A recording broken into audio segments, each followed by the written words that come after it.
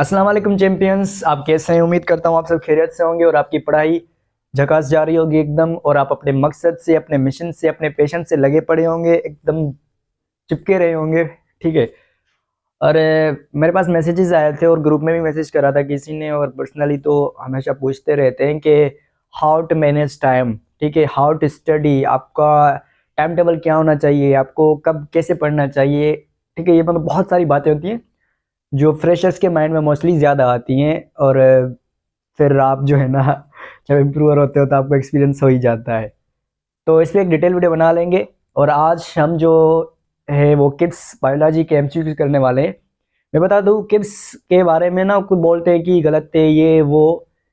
मैं जितना एमडी के टाइम में रहा, ठीक है, किड्स से बेस्ट सीरीज कोई नहीं है। नहीं। और किड्स दो पार्ट में डिवाइडेड है। मैं हमेशा कहता हूँ एक आपका जो है ना, मतलब फर्स्ट वाला, और दूसरा होता है सेकंड सेल्फ असेसमेंट, और फर्स्ट वाला होता है प्री असेसमेंट। तो उसमें आपकी की भी होती है और एक्सप्लेनेशन भी दी होती है, और जो सेकंड होती है उसमें कोई एक्सप्लेनेशन दी हुई नहीं होती, और उसकी जो लेवल होती है वो भी पहले वाले से थोड़ी टफ होती है। ठीक है। तो यहाँ पे हम वो जो सेल्फ असेसमेंट टेस्ट है, यानी कि यूनिट 2 बायोलॉजिकल मॉलिक्यूल्स का, उसको सॉल्व करने वाले हैं। ठीक है, जिसकी एक्सप्लेनेशन नहीं दी हुई, और की तो दी हुई है, आप देख सकते हो। और दूसरी बात ये है कि इसमें ना सारे एमसीक्यूज में नहीं करा रहा, क्योंकि वीडियो बहुत ज़्यादा बड़ी हो जाती है। इसमें जो जो एमसीक्यूज मेरे को लगा कि कराना चाहिए, इजी है मोस्टली, तो जो बिल्कुल इजी थे वो मैंने छोड़ दिए हैं। ठीक है, और बाकी जो है वो आपके सामने है, जिनको हम जो है ना मतलब सॉल्व करेंगे और देखेंगे कि कैसे होता है। मेरा मकसद, मैंने जैसे भी किया, मेरे पिछले भी जो है ना इलेक्ट्रोमैग्नेटिज्म पे, और इलेक्ट्रोकेमिस्ट्री सीरीज पे, इलेक्ट्रोकेमिस्ट्री पे, और जो है इलेक्ट्रोमैग्नेटिक इंडक्शन पे, और थर्मोडायनामिक्स पे। ठीक है, इन 5-6 टॉपिक्स पे, चैप्टर्स पे मेरे एमसीक्यूज के। ठीक है। और मैंने जब अपना ये जर्नी शुरू किया था उससे पहले, बल्कि जब मैं ऑफलाइन पढ़ाता था तब भी मैं यही कहता था, मेरा मकसद है कि स्टूडेंट्स को पढ़ना सिखाया जाए, बदले उसके कि जो उनको रट्टा मारना या ऐसे फिर पढ़ाया जाए, इनसे अच्छा उनको पढ़ना सिखाया जाए। ठीक, ये बहुत डिटेल बात है, डीप बात है। ठीक है। और मैंने ऐसा करा भी, अल्हम्दुलिल्लाह अल्हम्दुलिल्लाह, आई कैन से प्राउडली, और ऐसा मैंने करा। और जब मैंने थर्मोडायनामिक्स, इलेक्ट्रोकेमिस्ट्री सीरीज, इनके लेक्चर्स अपलोड किए थे, तो तब भी मेरे पास बहुत अच्छा ज़बरदस्त जो रेस्पॉन्स मैं एक्सपेक्ट कर रहा था, अल्हम्दुलिल्लाह अनएक्सपेक्टेड रेस्पॉन्स आया। और सब मेरा मकसद, मतलब मेरा मिशन यही था कि मैं इनको ऐसे एमसीक्यूज कराऊं कि अगली टाइम जब इनके सामने एमसीक्यू आ तो वो गलत ना हो। सिर्फ एमसीक्यूज ना करूं, बल्कि इनके सारे कॉन्सेप्ट्स क्लियर होने चाहिए, सारी रिविजन होनी चाहिए कि वीडियो में, वो सारे डाउट्स क्लियर होने चाहिए, वो सारे कॉन्सेप्ट्स आने चाहिए। और वैसा हुआ, अल्हम्दुलिल्लाह अल्हम्दुलिल्लाह अल्हम्दुलिल्लाह। और वो हुआ, और जो मैं बहुत खुश हुआ। तो सिमिलरली किप्स सीरीज में भी, मतलब जो है ना किप्स सेशन, किप्स सीरीज में हम बायोलॉजिकल मॉलिक्यूल को शुरू करें। ये किसी के लिए नहीं है कि सिंध वालों या पंजाब केपी के नहीं है, किप्स है ना सारे एमडीएन बच्चे के लिए। ठीक है, बच्चों के लिए। तो हम उसी को करने वाले हैं। सो मैंने थोड़ा ज़्यादा टाइम ले लिया आपका इन बातों पे, बट ये बातें नेसेसरी थी। So all of you welcome in my era, parasite era official. हम सबका एरा, आप सबका प्यारा और हैंडसम सा चैनल पैरासाइट एरा ऑफिशियल, और आप सबका अपना चहीता पैरासाइट। ठीक है, तो हम शुरू करते हैं बायोलॉजिकल मॉलिक्यूल के पहले एमसीक्यू से। पहला एमसीक्यू है कि these are most abundant organic compounds to found in the cell. ठीक है, सेल में मोस्ट, ठीक है, most abundant organic compound found to be in a cell। अब मोस्ट abundant एक एमसीक्यू पूछा जाता है कि abundant कार्बोहाइड्रेट। ठीक है, एक एमसीक्यू पूछा जाता है abundant कार्बोहाइड्रेट इन नेचर, तो हम बोल देते हैं, क्या बोलते हैं, सेल्यूलोज। क्या बोलते हैं हम, cellulose. Most abundant carbohydrate nature is cellulose. But यहाँ पे उसकी बात नहीं हो रही। यहाँ पे ये मतलब बहुत, मतलब आप हर जगह देखोगे, इसलिए मैंने बता दिया। ठीक है। और यहाँ पे जो एमसीक्यू होगा ना, वो एक एमसीक्यू हम सॉल्व नहीं करेंगे, बल्कि उसके रिलेटेड जो सारे एमसीक्यूज हैं वो भी कर लेंगे। अब यहाँ पूछ रहा है, these are the most abundant organic compounds found in the cell. अब सेल में क्या सबसे ज्यादा जो है ना, कौन सा मोस्ट अबंडेंट होता है? ऑप्शन ए कार्बोहाइड्रेट, नहीं, कार्बोहाइड्रेट नहीं होता। ठीक है। दूसरा प्रोटीन, प्रोटीन आप एक पल के लिए जो है ना सोच सकते हो। ठीक है, और इसको अब मतलब जो है ना वो पेंडिंग में रखते हैं। तीसरा लिपिड, लिपिड भी इतने नहीं होते। सही है। और उसके बाद है वाटर। हाँ भाई, वाटर तो 70 to 90% सेल में होता है। इसका मतलब है करेक्ट ऑप्शन वाटर होना चाहिए, है ना? नहीं भाई, इसने क्या लिखा है, इसने जो खेला है वो खेला है organic compound. H2 is not organic. ठीक है, जो कार्बन और हाइड्रोजन का बॉन्ड बना हो उसको हम बोलते हैं ऑर्गेनिक कंपाउंड। तो H2 ऑर्गेनिक नहीं है। अगर ये यहाँ पे ऑर्गेनिक वर्ड हटा दे और बोले कि most abundant compound found in cells, no doubt, without any doubt आप क्या करेंगे वाटर, बट इसने ऑर्गेनिक बोला है और ऑर्गेनिक में हम करेक्ट करेंगे प्रोटीन को। ऑर्गेनिक कर, ठीक है, most organic compound is protein. Okay, next सवाल है कि what does haemoglobin molecule contain. ठीक है, इसके ऑप्शन है, ठीक है, 4Fe2 प्लस अटैच ईच हेम ग्रुप। अब हेम ग्रुप क्या होता है आपका, अब हेम ग्रुप होता है आपके हेमोग्लोबिन में, हमें पता है हेमोग्लोबिन जो है, ठीक है, वो 2 अल्फा और 2 बीटा चेन से बना होता है। इसको हमने डिटेल में पढ़ा है। हेमोग्लोबिन में आपकी अगर पूछे प्रोटीन की स्ट्रक्चर कौन सी होती है तो वो होती है क्वाटरनरी। ठीक है, ये एमसीक्यू आपसे पूछे जाते हैं। 2 अल्फा 2 बीटा मतलब 4 पॉलीपेप्टाइड चेन से बना होता है। और ग्लोबिन जो होता है, हेमोग्लोबिन जो है वो ग्लोबुलर प्रोटीन है। कौन सी प्रोटीन है, ग्लोबुलर प्रोटीन। ठीक है, globin word shows globular protein. और हेमो जो होता है वो आपका आयरन पार्ट होता है जिसको हम बोलते हैं, ठीक है, जो ऑक्सीजन ट्रांसपोर्ट करता है। अब ये बोल रहे हैं 4Fe2 plus attach each M group, मतलब 4Fe2 प्लस। अच्छा, ये बात याद रख लेना, अब ये बोल रहे हैं Fe2 + 4 मतलब हर एक हेम ग्रुप के साथ 4Fe2 अटैच होंगे, मतलब टोटल, ठीक है, हेम ग्रुप कितने होते हैं, वो होते हैं 4। हेम ग्रुप भी कितने होते हैं आपके, वो 4 होते हैं। एक के साथ जो है ना वो 4 4 अटैच, मतलब 16 हो गए, ठीक है, 16 हो गए। तो ये ऑप्शन आपका गलत है।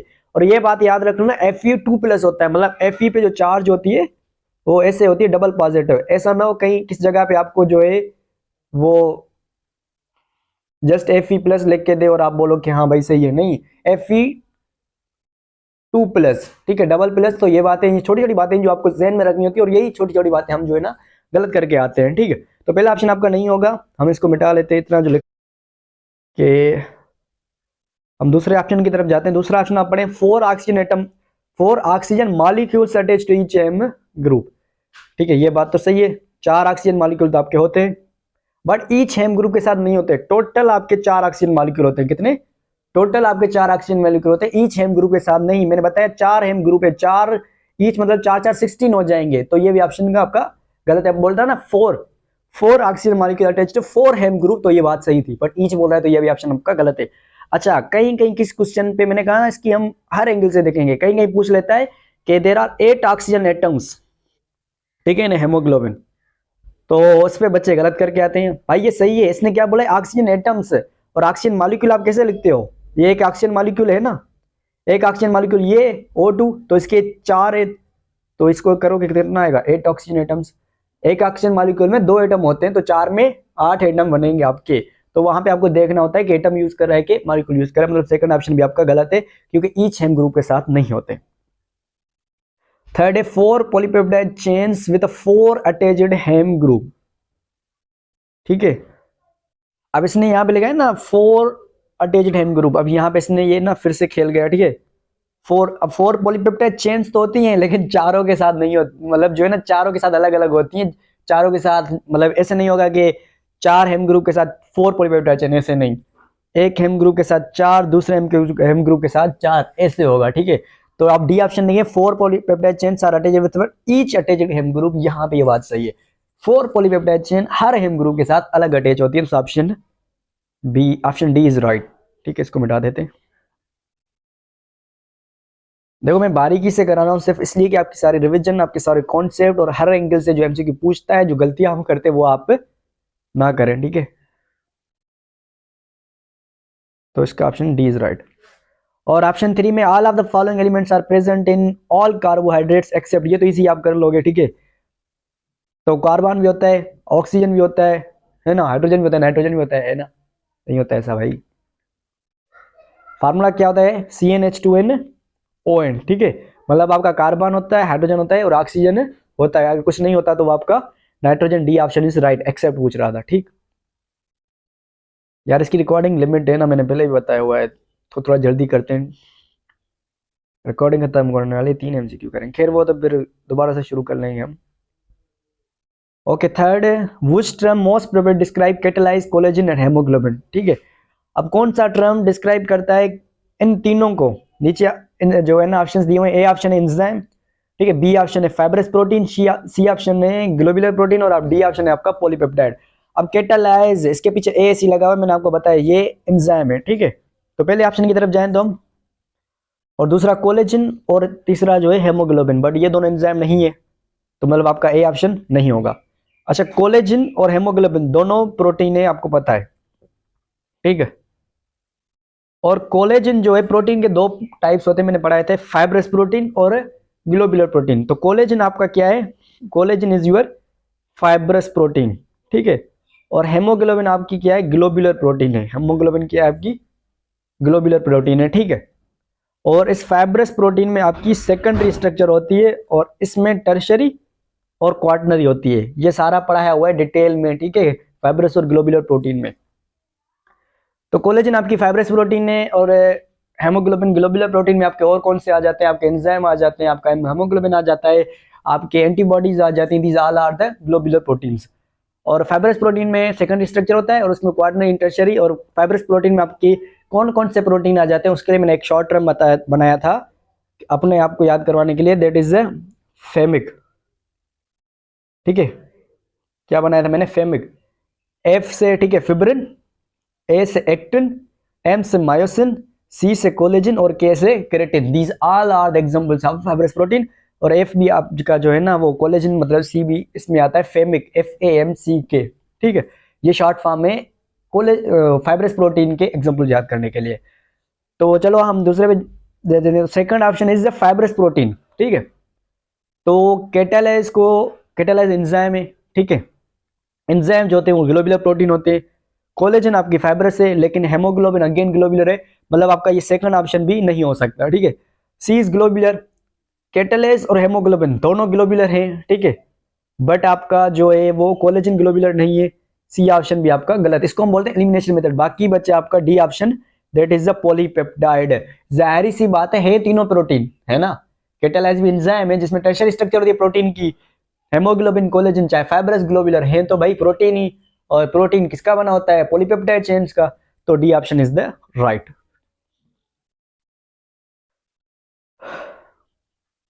ठीक है, डी ऑप्शन इज, इसका भी डी, ये यार डी है। ठीक है, डी और इसका भी डी। अब यहां पे लिखा which property of protein enables them act as a pH buffer. कौन सी प्रॉपर्टी प्रोटीन को इस लायक बनाती है कि वो as a pH buffer act करे? और पीएच बफर आपको पता है क्या होता है, ये भी हमने पढ़ा है। वो जो मतलब के चेंज ना आने दे। ठीक है, पीएच में चेंज ना आने दे, it resist the change in pH while you add alkaline और एनी एसिडिक सब्सटेंस। कोई आप किसी सॉल्यूशन में एसिडिक या अल्कलीन सब्सटेंस डालो और उसमें चेंज ना आने दे, ऐसे किस्म के सॉल्यूशन को हम बोलते हैं buffer. So here the question is कि ऐसी कौन सी प्रॉपर्टी है प्रोटीन में जो बफर को, मतलब प्रोटीन को बफर के तौर काम करवाती है? अब बफर में ये तो इसकी डेफिनेशन होता क्या है कि H प्लस आयन आती है और OH प्लस आयन आती है। पूरी टॉपिक है केमिस्ट्री में, आप जो है ना पढ़ोगे सॉल्यूशंस में। तो फिर ये एज अ बफर एक्ट करते हैं वो एसिडिक, और क्योंकि ये बेसिक, ये एसिडिक और ये बेसिक है, फिर ये मतलब ना पीएच में चेंज नहीं आने दे। खैर ये केमिस्ट्री की टॉपिक है, मतलब उनका रोल जो होता है ना पीएच का, वो H प्लस और OH माइनस आयन कहा जाता है जब वो उसको रेजिस्ट करते हैं। तो अब ये प्रोटीन में कैसे आता है वो देखें, ये मैंने इसलिए बताया। ठीक है, अब दे आर सॉल्युबल नहीं भाई। ठीक है, और they contain carboxyl and amino group, ये बात, दे कंटेन कार्बोक्सिल एंड, यार वो मिट गया, they contain carboxyl and amino group. अगर हम बात करें तो कार्बोक्सिल ग्रुप में माइनस चार्ज होती है और अमाइनो ग्रुप में प्लस चार्ज होती है। यहां से आपका आएगा OH माइनस और यहां से आएगा आपका H प्लस आयन।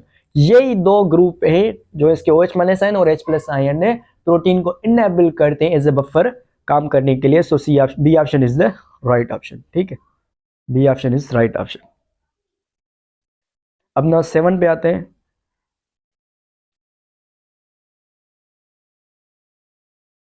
अच्छा यार इन दोनों का डी है। 7 पे आते हैं। The diagram shows ring structure of glucose, which form of glucose is shown. So which form of glucose is shown and in which molecule is present इन, ठीक है। अगर ये जूम होता है तो मैं आपको दिखाऊं। क्वेश्चन का मतलब ये है कि नीचे एक स्ट्रक्चर दी हुई है ग्लूकोज की, उसमें कौन सा फॉर्म है, अल्फा या बीटा है, और कौन से मॉलिक्यूल में होता है ये, ठीक है। ये जूम हो रहा है, ये स्ट्रक्चर है आपकी। क्वेश्चन को मैंने आपको समझा दिया। अब ऑप्शन क्या है, ऑप्शन है आपके, ऐसे कर लेते हैं, ठीक है। ऑप्शन आपका ए अल्फा, और कौन से मॉलिक्यूल में होता है, सेल्यूलोज में। ऑप्शन बी आपका अल्फा स्टार्च, ऑप्शन आप सी आपका बीटा सेल्यूलोज, और ऑप्शन आपका डी बीटा स्टार्च, ठीक है। और मेन जो मसला आता है वो अल्फा और बीटा फाइंड करने में आता है। तो मैं आपको ना मतलब ट्रिक समझ लो, जो है कॉन्सेप्ट समझ लो, जो आपको दिल करे रट्टा समझ लो। अब ऑक्सीजन के साथ, ये ऑक्सीजन है ना, ऑक्सीजन के साथ आपका जो मॉलिक्यूल अटैच होगा, उस मतलब जो कार्बन, सॉरी जो कार्बन अटैच होगा उसको आप बोलोगे कार्बन नंबर 1। क्या बोलोगे, कार्बन नंबर 1। ये जो है ना मोटा इसलिए दिख रहा है क्योंकि जूम है। तो उस कार्बन 1 का आप OH ग्रुप देखोगे वो अपसाइड है या डाउन है, ठीक है। OH ग्रुप देखोगे कि वो ऊपर है या नीचे। अगर आपका वो OH ग्रुप नीचे है तो आप उसको बोलोगे अल्फा, और अगर वो आपका ऊपर है तो आप उसको बोलोगे बीटा। तो आप उसको क्या बोलोगे, बीटा। तो यहां पे देखो कि आपका OH ग्रुप क्या है, वो नीचे, इसका मतलब ये अल्फा। मतलब कि ये दोनों ऑप्शन कर दो कैंसिल बीटा वाले। अब बचे ऊपर वाले ए या बी, सेल्यूलोज में होगा या स्टार्च में। अब जिस बच्चों ने बायोलॉजिकल मॉलिक्यूल पढ़ा है उन्हें पता होगा कि अल्फा स्ट्रक्चर स्टार्च में प्रेजेंट होती है, सेल्यूलोज में तो बीटा 1,4 ग्लाइकोसिडिक लिंकेज होती है, और स्टार्च में अल्फा वाली होती है। सो ऑप्शन ए मतलब option B is a right, alpha starch, ठीक है। तो ये था आपका question.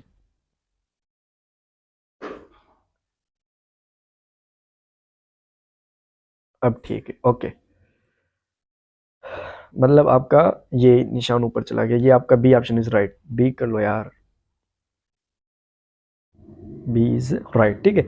Silk protein is present in, ये आपको सबको पता है। सिल्क जो प्रोटीन होती है वो स्पाइडर वेब में होती है यार, ठीक है। मतलब डी ऑप्शन। और all of the following are true about, ये मतलब इजी है बट इसके साथ आ गए तो मैंने सोचा करवा ही लेते हैं। अबाउट लिपिड्स एक्सेप्ट, ठीक है, they store high amount of energy, ये भी आपका सही है। They are important play role in insulation, ये जो है ना जैसे क्यूटिन की लेयर बना लेते हैं जो है ना प्लांट्स में, या अगर आपने होमोस्टेसिस पढ़ा है इंटर में तो उसमें भी लिखता है कि लिपिड्स का जो है ना इंसुलेशन का रोल होता है, ताकि आपकी जो हीट है बाहर ना आ जाए विंटर में, वो जो है ना हीट को मतलब प्रिजर्व करते हैं, ठीक है। और दे आर, और D is option, they are mostly hydrophobic in nature, ये भी ना बड़े बड़े जो है ना क्या बोलते हैं अक्षरों में, हिंदी में बोलते हैं ना अक्षरों में लिखा होता है कि ये हाइड्रोफोबिक इन नेचर है। And C option is they are polymer of fatty acids, ये बोल रहा है which all are true except, तो हमारा जो करेक्ट ऑप्शन होगा वो होगा सी, ठीक है। इनको मिटा देते हैं। अब सर आप बोलोगे सर वो तो होते हैं फैटी एसिड्स के पॉलीमर है, फिर ये कैसे गलत, मतलब जो है ना कैसे गलत है। तो सर आपके वैक्सिस होंगे, ठीक है, आपके फॉस्फोलिपिड होंगे, आपके एसिल ग्लिसरॉल होंगे, बट सारे लिपिड्स नहीं होते, ठीक है। जैसे टर्पनाइड, टर्पनाइड का बेसिक यूनिट है टर्पीन, ठीक है। टर्पनाइड का बेसिक यूनिट क्या है, टर्पेन, ठीक है। मतलब टर्पनाइड का, टर्पनाइड टर्पेन्स उसमें आ जाते हैं कोऑर्डिनेट्स, और उनका जो बेसिक यूनिट होता है वो होता है आइसोप्रोनाइड C5H8।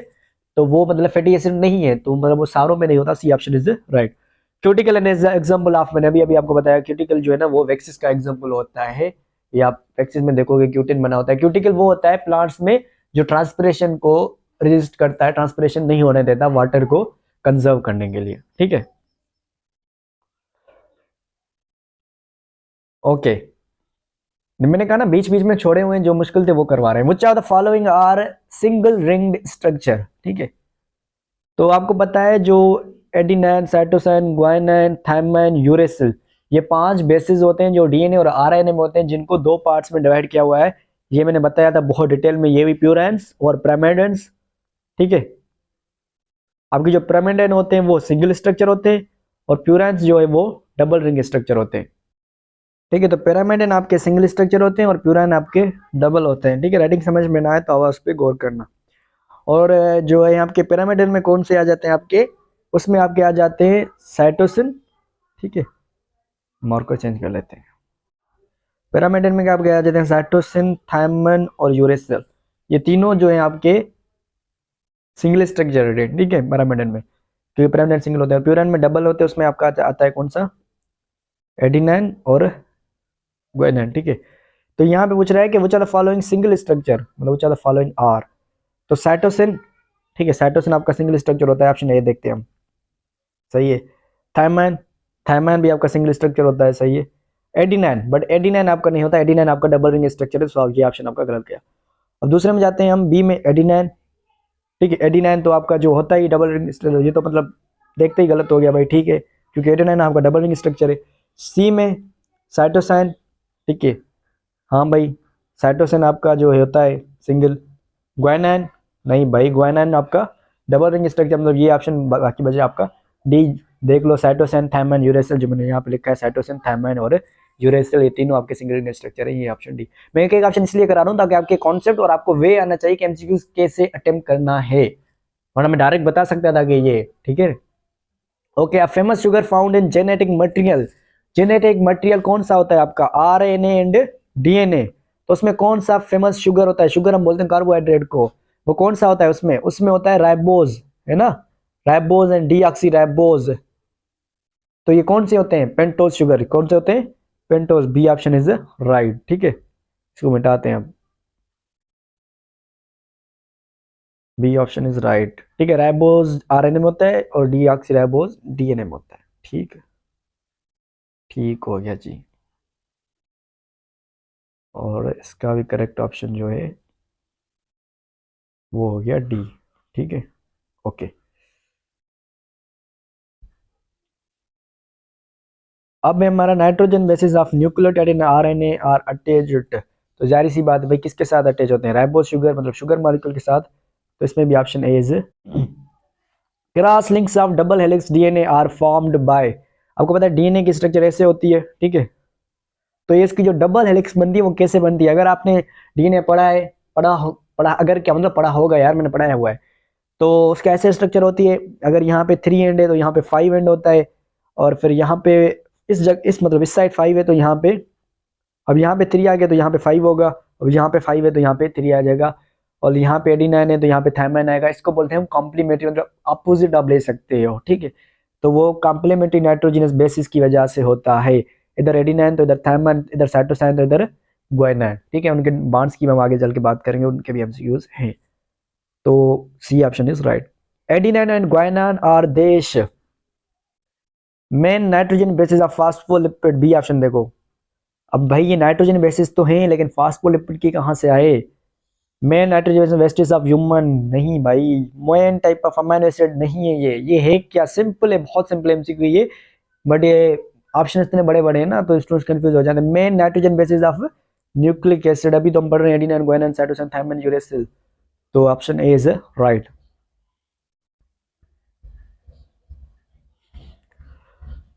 तो देखेंगे secondary structure of DNA duplex, secondary structure of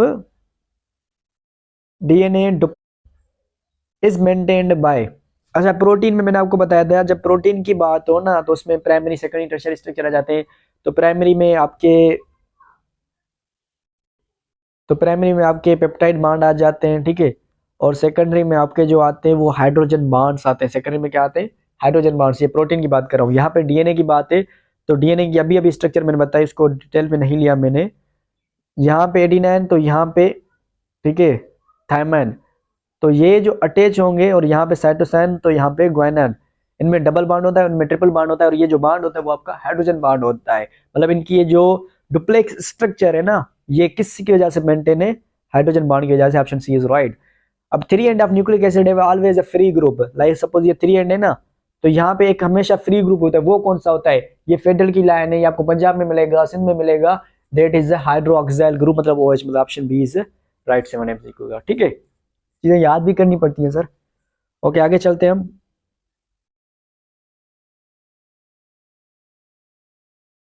आगे DNA is directly involve in the synthesis of all except, ठीक है, डीएनए की सिंथेसिस में डायरेक्टली इन्वॉल्व होता है, ठीक है, डीएनए पॉलीमराइजेशन या डीएनए रेप्लिकेशन जब बोलते हैं तो मेन तो डीएनए होता है जिससे बनता है वो, ठीक, और टीआरएनए ये भी सब डीएनए से बनते हैं, एमआरएनए ये भी सब डीएनए से बनते हैं, ये बोल रहे हैं एक्सेप्ट, ठीक है, जिसमें वो डायरेक्ट इन्वॉल्व नहीं होता, तो वो है ऑप्शन ऑप्शन प्रोटीन। प्रोटीन का एक बहुत लंबा फॉर्मेशन ऑफ प्रोटीन, इसका ट्रांसलेशन है ना, पढ़ा है हमने ये सिंपल सा, और ये इंटर में बहुत डिटेल में ट्रांसलेशन ट्रांसक्रिप्शन, उसमें mRNA आते हैं, RNA होता है, कोडान्स आते हैं, एंटी कोडान्स आते हैं, स्टॉप कोडान्स आते हैं, स्टार्ट कोडान्स आते हैं, उसके बाद जो है ना आपकी प्रोटीन बनती है, मतलब उसका डीएनए का वो डायरेक्ट इन्वॉल्व होता ही नहीं, कितना लंबा चौड़ा जो है ना वो प्रोसेस है। So option B is your right. Immediate source of energy is, immediate source of energy ये तो मतलब आप खुद ही बता सकते हो भाई, ग्लूकोज होता है, ठीक है, बी ऑप्शन है, बी ग्लूकोज। और which one is correct base pairing of DNA molecule, DNA की बात कर रहा है, साइटोसिन और यूरेसिल, ये होगा ही नहीं क्योंकि भाई यूरेसिल तो डीएनए में होता ही नहीं है। और बी ऑप्शन थायमाइन और ग्वानिन नहीं होगा, मैंने अभी अभी आपको बताया है, ग्वानिन के साथ हमेशा ट्रिपल बॉन्ड में साइटोसिन लगेगा। उसके बाद है एडिनाइन, नहीं थायमाइन, ये यहाँ टिक हो गया, ये एडिनाइन और थायमाइन ये मैंने आपको बताया डबल बॉन्ड के साथ अटैच होते हैं, और थायमाइन और यूरेसिल कभी एक साथ आ ही नहीं सकते क्योंकि थायमाइन डीएनए में होता है और यूरेसिल आरएनए में होता है। So option C is right, option C is right. In one strand of DNA, the base sequence is a CATG, CATG. What is the base sequence of another? अब इसने बोला है एक में क्या है CAT, वैसे लिख लेते हैं, ऐसे लिखते हैं CATGAC, आगे भी है छोड़ो, ठीक है। तो साइटोसिन के साथ कौन सा आएगा आपका, ग्वानिन, सिंपल है आपको पता है, अभी अभी बता रहा हूँ मैं। एडिनाइन के साथ क्या है, थायमाइन, थायमाइन के साथ एडिनाइन, आपको ये करना है, ठीक है।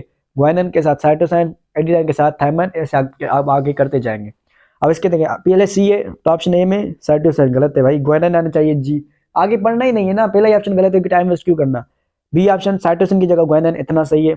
एडिनाइन की जगह एडिनाइन कैसे आएगा, थायमाइन आएगा, तो यहाँ पे गलत। सी ऑप्शन है साइटोसिन की जगह ग्वानिन, एडिनाइन की जगह एडिनाइन, ये भी नहीं आएगा, बचा कि आपका डी ऑप्शन इज राइट। अब भले आप चेक कर लो, साइटोसिन के साथ ग्वानिन, एडिनाइन की जगह थायमाइन, थायमाइन की जगह एडिनाइन और ग्वानिन की जगह साइटोसिन, भले आप ये चेक कर लेना, ये सीरीज सही जाएगी। और अगर यहाँ पे यही स्ट्रक्चर देके बोलता ना आरएनए में क्या होगा, तो आप जाहिर सी बात है जहां जहां आपका थायमाइन आता अब वहां मतलब जो है ना यूरेसिल लगाते मतलब यहाँ पे, और उसके सामने आप जो है ना वो एडिनाइन लगाते, क्योंकि थायमाइन आरएनए में होता ही नहीं, उसकी जगह क्या होता है uracil. Hope so you are getting, okay आगे चलते हैं।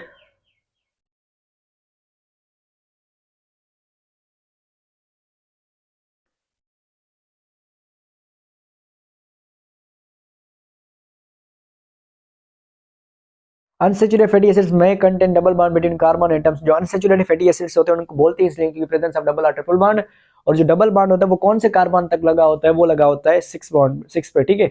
और ये मैं आपको ना साथ साथ रेफरेंस देके चल रहा था कि ये फेडरल में लिखा हुआ है, ये पंजाब में लिखा हुआ है, ये सिंध में लिखा हुआ है, तो ये ना मेरे नोटबुक में लिखा हुआ था, मेरे को अकेडमी के सर ने बताया था, बुक में ही पढ़ा होगा मैंने, बट टू बी ऑनेस्ट मेरे को भी याद नहीं आ रहा, बट ये पकड़ा है, ये कंफर्म है कि इसका जो है ना वो 6 तक होता है। The presence of which of the following will cause maximum stability of DNA? DNA की maximum stability किसके वजह से होगी, ऑप्शन एडिनाइन और थायमाइन के बीच में डबल बॉन्ड होने की वजह से, ग्वानिन और साइटोसिन के बीच में ट्रिपल बॉन्ड, और या फिर एब्सेंस ऑफ यूरेसिल, इसकी वजह से होता ही नहीं है, या फिर डीऑक्सीराइबोस शुगर इनका, मतलब ये ऑप्शन ए और बी में से देखना है। अब एडिनाइन और थायमाइन के बीच में डबल बॉन्ड है और साइटोसिन और ग्वानिन के बीच में ट्रिपल बॉन्ड है। यहाँ पे स्टेबिलिटी की बात कर रहा है, बॉन्ड का मतलब क्या होता है स्टेबिलिटी, है ना, जितना ज्यादा बॉन्ड स्ट्रांग उतनी ज्यादा स्टेबिलिटी, तो जाहिर सी बात साइटोसिन और ग्वानिन में ट्रिपल बॉन्ड है तो वो ज्यादा स्ट्रांग होता है, स्टेबिलिटी भी उसी की वजह से होगी, ऑप्शन बी। अब ये how many water molecules are consume during the formation of one lecithin molecule, ठीक है, कितने वाटर मॉलिक्यूल कंज्यूम है during the formation of one lecithin molecule है आगे, ठीक है, ठीक है। लेसिथिन आपका जो है ना वो लिपिड है, इसमें 0 वाटर मॉलिक्यूल कंज्यूम होते हैं। और number of phosphodiester bonds in ATP molecule में आपके कितने फास्फोडाइस्टर बॉन्ड है, इफ यू रिमेंबर, और अगर आप बारीकी से पढ़ रहे हैं तो फास्फोडाइस्टर बॉन्ड लिपिड में होते हैं, किसमें होते हैं, लिपिड में होते हैं। एटीपी में कहां से आए, तो यहाँ पे भी ऑप्शन आपका D is right, that is 0, okay. Phosphodiester bond जो होते हैं वो लिपिड में होते हैं, मैंने बताया हुआ है। आप भी सोच रहे होंगे सर आपने क्या नहीं बताया, हाँ वाकई मैंने क्या नहीं बताया, ठीक है। If DNA yeast contains 31.3% adenine और guanine 80% the approximate percentage of cytosine, ठीक है, एडिनाइन को इग्नोर करो, ग्वानिन के साथ तो होता है आपका साइटोसिन, इसको हम बोलते हैं चिग्राफ्स रूल या चिराग्स रूल, जिसमें आपका जितना साइटोसिन होगा उतना ग्वानिन होगा, जिसमें जितना आपका एडिनाइन होगा उतना थायमाइन होगा, ये चिराग्स रूल ने बताया था, आप इंटर में पढ़ते हो। तो यहाँ पे ग्वानिन की परसेंटेज दी हुई है 18.7 और आगे वर्ड यूज किया इसने अप्रोक्सीमेटली, तो जितना ग्वानिन होगा उतना साइटोसिन होगा, ठीक है, अप्रोक्सीमेटली। अब हम देखेंगे ऑप्शन में क्योंकि इसने अप्रोक्सीमेटली बोला है, तो 32.19% ये तो गलत हो गया, 31.3 21 पॉइंट गलत है, क्योंकि अब तो करीब करीब आपका 71% है, तो C option is right. 59 two chains of polynucleotide DNA और जो उसकी दो चेन है पॉलीन्यूक्लियोटाइड डीएनए की इस तरह से, ठीक है। मैंने आपको पहले बताया यहाँ पे 3 होता है तो यहाँ पे 5 होता है, मतलब इसके सामने या फिर यहाँ पे 3 आएगा फिर इसके सामने 5 आएगा। 89 तो थायमाइन, तो इनको हम बोलते हैं कॉम्प्लीमेंट्री स्ट्रक्चर्स, तो यहाँ पे भी ऑप्शन आपका right. Ribose and DR are different from each other with respect to carbon number. अब मिटा देते हैं स्कोर को। क्वेश्चन आपने पढ़ लिया, अगर ये बाल लाइन सामने आ भी रहा है तो उसको इग्नोर करें, मतलब ठीक है। ये बोल रहा है कि राइबोज एंड डीऑक्सी राइबोज। अब आपको पता है, आप राइबोज शुगर बोलते हो पेंटोज शुगर को, उसमें 5 कार्बन होते हैं, ठीक है। और आप डीऑक्सी राइबोज शुगर बोलते हो उसको जिसमें डी मतलब रिमूव, ऑक्सी मतलब ऑक्सीजन, मतलब राइबोज शुगर में आपका एक ऑक्सीजन जो होता है वो कम होता है, ठीक है। तो removal of 1 oxygen from ribose sugar यानी कि पेंटोज शुगर, तो उसको हम बोलते हैं डीऑक्सीराइबोज शुगर, जो डीएनए में होती है। तो बोल रहा है कि वो देखो मैंने बताया ना कि जो है वो 5 कार्बन है राइबोज शुगर के अंदर, पेंटोज शुगर पीछे भी हमें यूज करके है। तो ये बोल रहा है जो ऑक्सीजन निकलती है ना डायरेक्ट, इसका मतलब यही है कि वो कौन से कार्बन से निकलती है, वो कैसे डिफरेंट करता है उससे। डिफरेंट सिर्फ ऑक्सीजन का है, बट ये यहाँ पर पूछ रहा है कार्बन के हिसाब से। तो वो जो ऑक्सीजन एक रिमूव होती है राइबोज शुगर से, वो सेकंड नंबर कार्बन से रिमूव होती है। किससे? सेकंड नंबर से। ये आपको बुक्स में स्ट्रक्चर भी मिलेगी, आप बारीकी से देखेंगे ना तो आपको नजर आ जाएगी। So option C is right. यहाँ पे हमारा किस बायोलॉजिकल मॉलिक्यूल्स का लेक्चर खत्म हुआ, और उम्मीद है कि जो है ना आपको समझ आया होगा, बल्कि समझने से ज़्यादा मतलब आपके कॉन्सेप्ट्स, मेरे हिसाब से आई एम सेटिस्फाइड, मैंने बहुत अच्छे से एक्सप्लेन किया है आपको। अगर कोई ये पूरी वीडियो देख रहा है ना, आई एम 110% श्योर कि उसके कॉन्सेप्ट सारे क्लियर होने वाले हैं। मैं नहीं समझता कि कोई ऐसा है जो गारंटी देता होगा अपनी वीडियो पे कि आपके कॉन्सेप्ट्स क्लियर होंगे, बट मैं दे रहा हूँ your concepts parasites guarantee. Thank you guys.